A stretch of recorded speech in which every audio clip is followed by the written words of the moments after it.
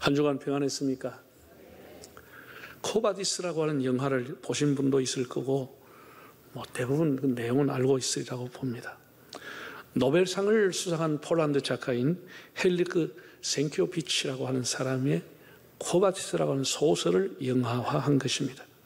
2004년도에 다시 그 영화를 리메이크해서 기독교의 절기가 되면 일반 방송국에서도 쉽게 배너와 함께 이렇게 명작으로 늘 소개되는 그런 영화입니다. 코바디스 도미네, 라틴어죠, 라틴어. 자, 한번 화면을 한번 보시겠습니다. 화면을 보면 쿠오라고 하는 건 어디라고 하는 뜻이고, 바디스 가느냐, 도미네 가는 것은 주님입니다. 그래서 합치면 코바디스 도미네 가는 주님 어디로 가십니까? 이런 질문입니다. 너무나 유명한 질문입니다. AD 64년에 네로 황제가 예수 믿는 사람들을 본격적으로 핍박을 할 때에 베드로는 로마에 있었습니다. 그래서 여러 정보에 의해서 빨리 베드로를 피신시켜야 되겠다 해서 성도들이 모여서 베드로를 할 피신가라고 권했지만 베드로가 완고하게 여러분과 함께 하겠다라고 하다가 결국은 변장을 하고 로마를 빠져나가게 됩니다. 그런 아비안 길이라고 하는 언덕을 넘어설 때에 이런 일을 경험하게 됩니다. 신약 성경 외경을 보면은, 성경은 아니지만 외경을 보면은 베드로 행전 35장 3절 이하 그 부분을 제가 읽어드리겠습니다.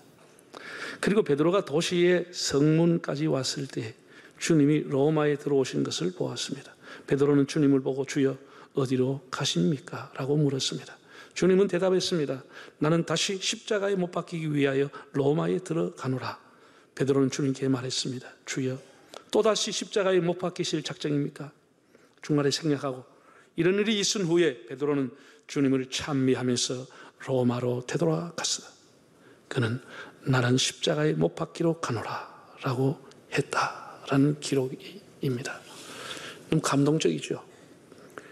결국은 그 베드로 행전 마지막 장인 37장을 보면은 그는 AD 67년에 거꾸로 십자가에 못 박혀 죽게 해달라고 당국자에게 얘기하게 되고 예수님처럼 십자가에 못 박히지 않고 머리를 땅으로 향하고 거꾸로 십자가에 못 박혀 순교하게 됩니다. 그가 순교한 이후에 4세기의 콘스탄티노스 대제가 기독교를 이렇게 자유를 주고 난 이후에 베드로가 죽었던 바티칸 언덕에 그를 기념하는 예배당을, 성 베드로 예배당을 지었습니다. 그리고 세월이 많이 지나가서 1626년에 중세기에 다시 성 베드로 성당이 그 자리를 헐어버리고 그 강 옆에 새롭게 크게 지었습니다. 여러분 지금 있는 그 베드로 성당 한 400년 넘었습니다. 400년 되죠. 어마어마합니다. 가보시면 그냥 입을 벌릴 정도로 엄청납니다. 예배당 베드로 성당이 어느 정도 크느냐, 우리가 100m 달리기 하는 것도 나이가 든 사람이 쉽지 않아요. 거리가 괴멉니다. 그런데 베드로 성당의 길이가 제대에서부터 입구까지가 220m입니다.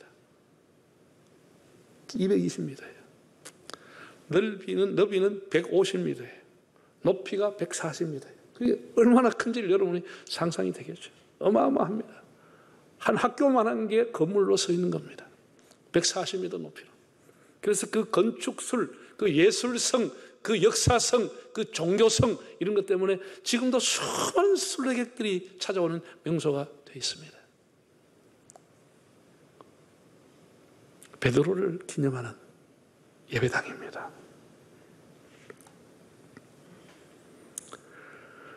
우리가 이 13장에 대해 가지고 몇 차례에 걸쳐서 유심히 살펴보았는데 세족식과 최후의 만찬식을 한 이후에 예수님께서 참 무거운 말씀을 했습니다. 너희 중에 한 사람이 나를 팔게 되리라. 너희가 나를 찾을 것이지만 나를 찾지 못할 것이다. 새로운 계명을 주노니 서로 사랑하라. 이런 말씀들이 굉장히 마음들을 다 무겁게 한 거예요. 아무도 함부로 말을 못할 만큼 참 가라앉아 버렸어요, 분위기가. 제자들도 서로 눈치를 보고 말을 못하고 있는 거예요. 그때 역시 베드로가 나서게 되는 겁니다. 베드로가 나서고 뭐라 그러지요? 주님, 어디로 가시려고 합니까? 이렇게 물어본 거예요. 너희가 나를 찾지만 나를 못 찾았다. 그럼 어디로 가신다는 얘기인데 주님 어디로 가십니까? 이렇게 질문한 거예요. 사실 이 질문에는 베드로가 하고 싶은 질문은 아니었는데 포장된 질문을 하고 있는 겁니다. 제가 이 말씀을 여러 시간 이 말씀을 가지고 묵상을 해보고 이 본문에 나온 앞뒤를 생각해 봤습니다. 이건 굉장히 포장된 질문이다 이렇게 저는 생각합니다. 왜냐하면 사람들은 누구나 다 남이 어디로 가느냐 신경 안 씁니다. 남이 뭘 하느냐 별로 신경 안 씁니다. 중요한 것은 내가 어디로 가느냐라는 것입니다. 내 가정과 내 자식이 얘들이 어디로 가느냐 여기에 관심이 있지 남이 어디로 가는지 별로 관심 없습니다. 남이라고 하는 사람도 나와 연결이 됐을 때 관심이 있는 것이지 그 외에는 관심이 없습니다. 그 사람이 뭘 하든지 관심 없습니다. 어디로 가든지 간섭하지 않아요. 베드로가 이 말의 질문은 진짜 하고 싶은 건 뭐죠? 주님 어디로 가십니까? 라고 하는 게 아니고 주님 저는 어디로 가야 되겠습니까? 이렇게 묻고 싶은 거예요. 저는 어디로 가야 됩니까? 제가 어디로 가야 되겠습니까? 이렇게 묻고 싶었던 거예요. 내가 사는 길이 어디입니까? 어디로 가야 살 수 있습니까? 이렇게 묻고 싶었던 거죠. 지금도 사람들은 마찬가지예요. 이제 수능이 앞두고 있는데 아이들은 어느 대학을 갈까? 어느 직장을 갈까? 부산에 갈까? 서울에 있을까? 어디로 갈까? 다 이렇게 어디로 갈까라고 하는 데 대해서 다 관심을 갖고 있습니다. 주님 어디로 가시나이까 묻는 사람은 거의 없습니다. 자기 가는 길이 바쁘기 때문에 예수님이 어디로 가시는지 상관없이 자기가 가고 싶은 길을 가고 싶어 하는 거예요.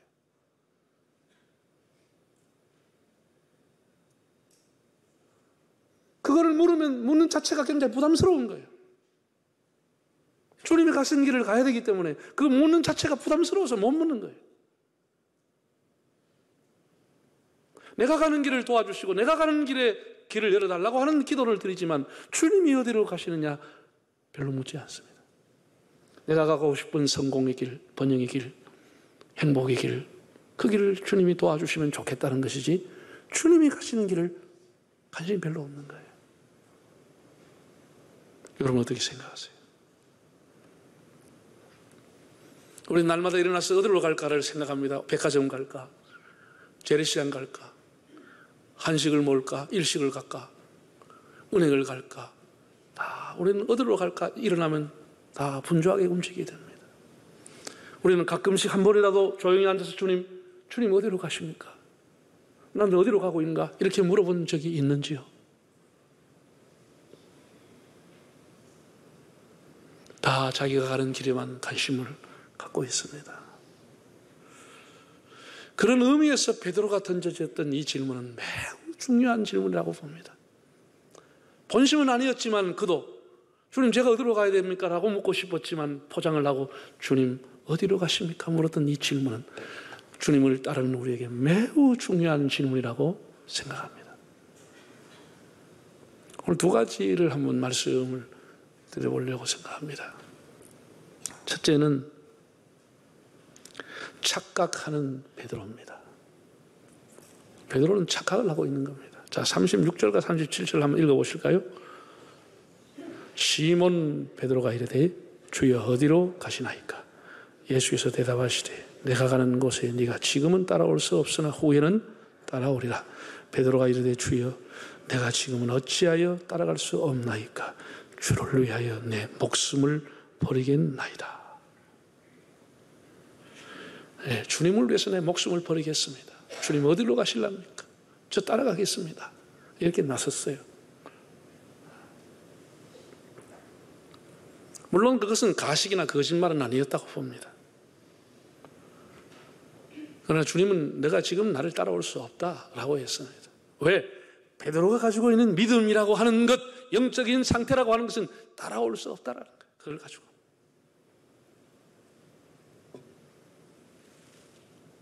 우리가 믿음이라고 하는 것은 내 어떤 의지와 결심과 열정만 있다고 되어지는 게 아닙니다. 마태복음 보면 베드로가 얼마나 호언장담을 하는지 제자들 보는 앞에서 자기를 의지되면서 주님, 이 사람들이 다 주님을 버려도 저는 주님 버리지 않습니다. 이랬다니까요. 그 얼마나 참 다른 사람과 비교하면서 자기가 대단하다고 호언장담을 했겠습니다. 이 사람들 다 예수님 보래도 나는 그런 일이 없습니다. 난 목숨 걸고 따라갈 겁니다. 이렇게 했다니까. 그리고 예수님께서 뭐라고 했느냐? 내가 너의 믿음이 떨어지지 않도록 기도하겠다. 예수님 그렇게 했습니다. 또 잘했다 그게 아니고 장하다 그게 아니고 너 믿음이 떨어지지 않도록 내가 너를 위해 기도하겠다. 예수님 그렇게 말씀을 했습니다. 예수님 보시기에는 한참 아니다고 하는 거예요. 한참 아니다고 하는데 베드로 자신만 지금 덩 달아가지고 지금 몸이 달아가지고 흥분해가지고 자기는 지금 뭐 다 할 줄 아는 것처럼 굉장히 착각이죠. 이렇게 사람이 바뀐다는 게 어려운 겁니다.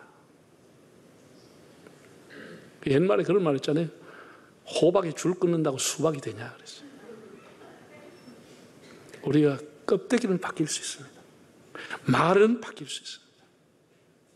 근데 우리 중심이 바뀌어야 되는데 이게 어렵다는 것이죠. 베드로의 말은 바뀌었습니다. 가는 데마다 주님 내가 목숨 걸고 가겠습니다. 근데 속은 아니다라는 것이죠. 그게 철새의 길이면 베드로는 목숨 걸고 갔을 거예요. 고난의 길이니까 못 가는 것이지.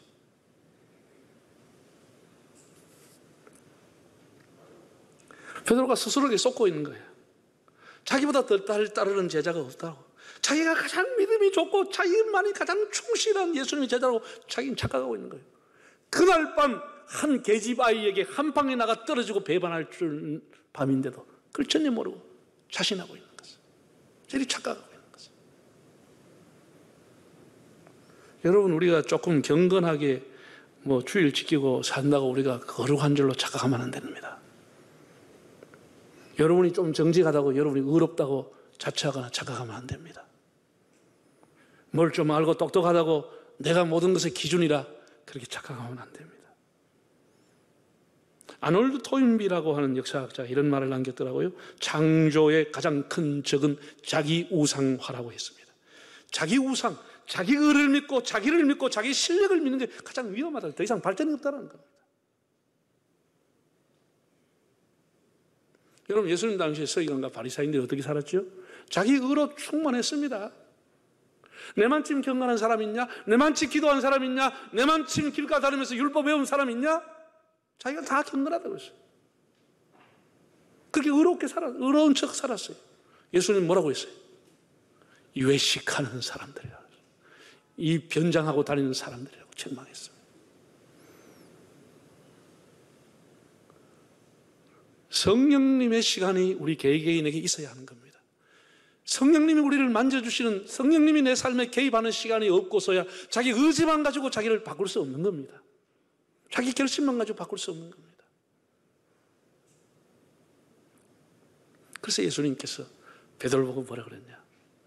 네가 지금은 나를 따라올 수 없다라는 거예요. 그러나 이후에는 따라올 수 있다.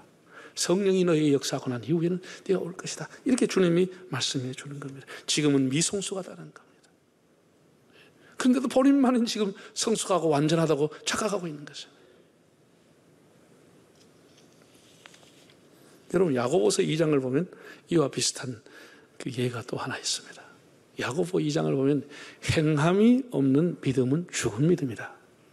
행함을 보이라 이런 말씀 있잖아요. 2장 19절을 보면 이런 기절이 나와요. 네가 하나님은 한 분이신 줄로 믿느냐? 잘하는도다. 귀신들도 믿고 떠느니라 하는 기절이 있습니다. 하나님이 한 분이라고 하는 것, 그거 믿는 것 잘한 거다고. 예수 믿는 사람 치고 하나님이 한 분이라는 것, 그건 기본이고 상식이지.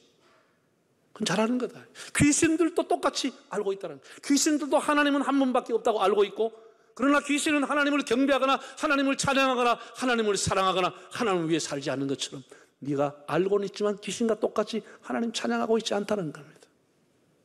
하나님 말씀을 실천하지 않고 있다는 겁니다. 알고만 있지 하나님의 사랑을 실천하거나 하나님 말씀을 실천하지 않고 있다고 하는 것을 신행이 불일치를 야고보는 지적하고 있는 겁니다. 그건 귀신들도 하나님 한 분이라는 걸 알고 있다는 거예요.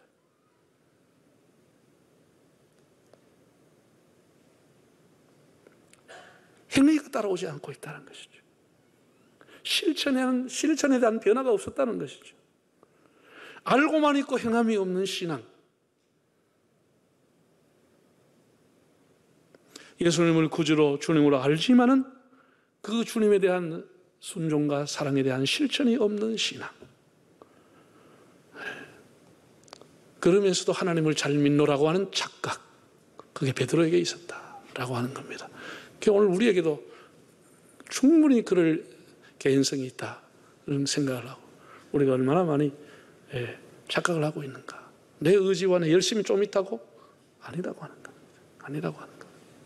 우리가 주님의 길을 끝까지 갈 수 있느냐? 내 힘을 가지고는 불가능하다. 주님이 그렇게 말씀을 했습니다. 두 번째입니다. 그럼에도 불구하고 예수님께서는 네가 후에는 나를 따르리라 이렇게 말씀했습니다. 얼마나 소망의 말씀인지 모르겠습니다. 지금은 네가 따라오셨지만 후에는 따라올 것이다. 지금은 베드로가 인간적인 한계, 육체의 한계, 의지적이고 신앙적인 한계를 때문에 예수님을 부인하겠지만은, 호언장담하겠지만은, 그러나 성령으로 거듭나고 난 이후에는 반드시 나를 따른 자가 될 것이라고 주님이 말씀해 주었습니다. 우리가 요한복음 21장을 읽어보면은, 이야, 베드로가요, 정말 그 전날까지 그렇게 큰 소리치고 이 사람들 다 버려도 나는 주님 버리지 않습니다. 난 목숨 걸고 주님의 어디로 가랍니까? 주님 제가 끝까지 따라가시면 이랬거든. 그런데 세상에 예수님 부활하시고 난 이게 어디를 찾아갔냐? 옛날 직업으로 돌아간 베드로를 찾아간 겁니다. 주님을 따르기는 그냥 다 던져버리고 옛날 직업으로, 갈릴리 직업으로 돌아간 거예요. 다른 7명의 제자와 함께. 예수님이 거기를 찾아간 거 아닙니까? 그렇게 호홍장담하고 뭐 펄펄 뛰던 베드로, 그 열정, 큰 소리 다 사라졌습니다. 거기에 성경을 이제 다음에 21장 할 때 제가 다시 강의를 하겠지만, 그때 정말 다소곳하게 신부처럼 앉아가지고 베드로가 한 얘기입니다. 네가 나를 사랑하느냐? 주님 앞에. 베드로 뭐라 그러지요? 큰 소리 치지 않습니다. 뭔 말씀입니까? 그 기본적인 걸 물어봅니까? 그렇게 하지 않았습니다. 뭐랬죠? 제가 주님을 사랑하는 줄 주님은 아십니다. 주님은 아십니다. 이렇게 얘기했어요. 내 마음 주님이 아시지 않습니까? 내 생각 주님이 아시지 않습니까? 전에 그때 막 큰 소리 치고 말하던데 이제는 그만하죠. 주님, 제 생각 주님이 아시지 않습니까?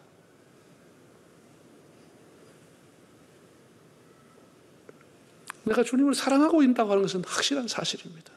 내가 행동이 따라오지를 못해서 이렇게 됐는데, 제가 주님을 사랑한다는 그 본심 주님 아시지 않습니까? 그런 얘기죠.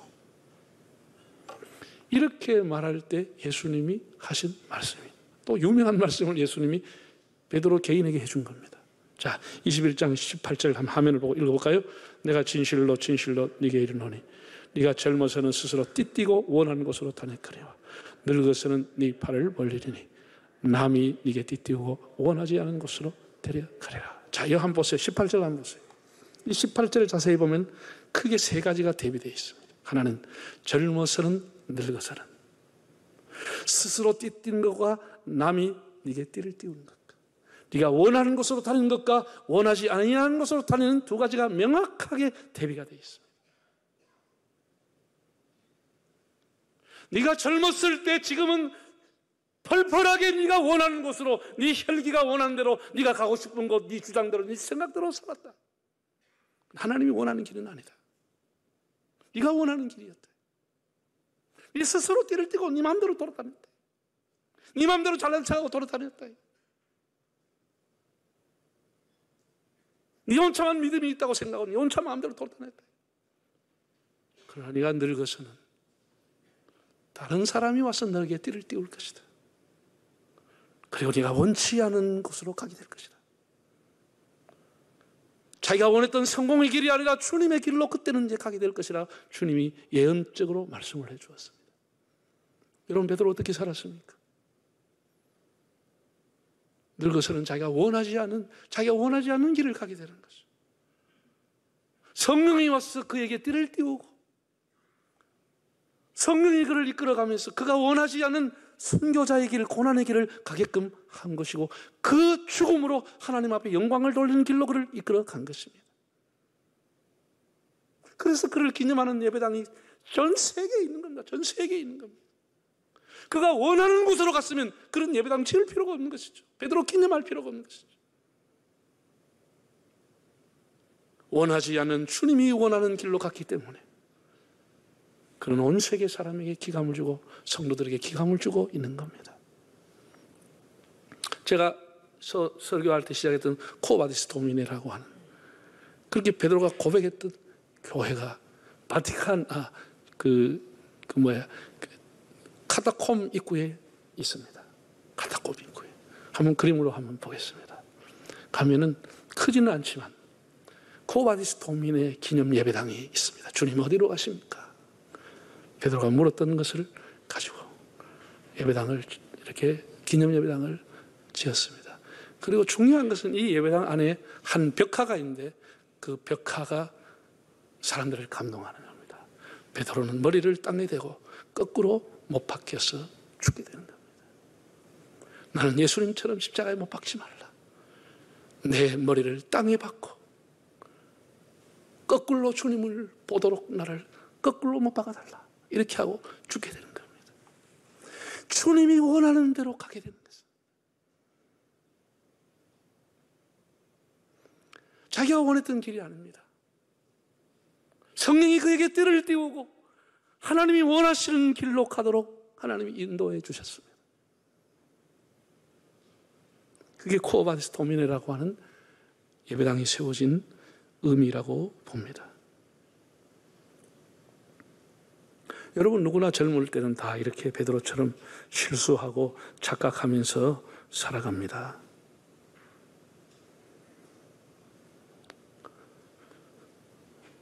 베드로가 이제 피신하려다가 예수님의 그 환상을 통해 가지고 내가 다시 로마에 네가 버린 양떼를 위해서 내가 가노라고 하는 말씀을 듣고 그가 다시 소스라치게 놀래 가지고 주님, 제가 그 양을 위해 제가 가겠습니다.